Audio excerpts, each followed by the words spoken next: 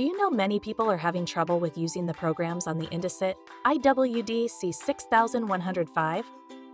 Don't worry. In this video, we'll show you how you do this. Let's start. Step 1. Turn on machine. Turn on the washing machine by plugging it in and pressing the power button.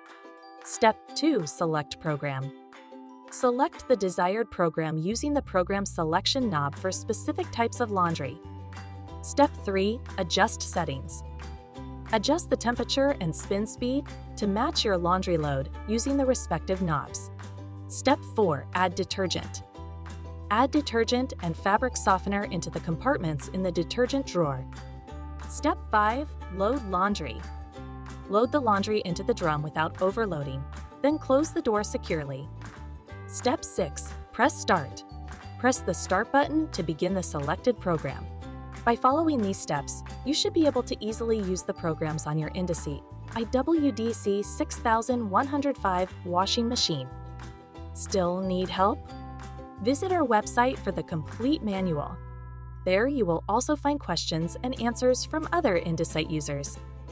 Did you find this video helpful? By subscribing, you help us continue to answer users' questions. So, subscribe to our channel. Thanks for watching, and see you in the next video.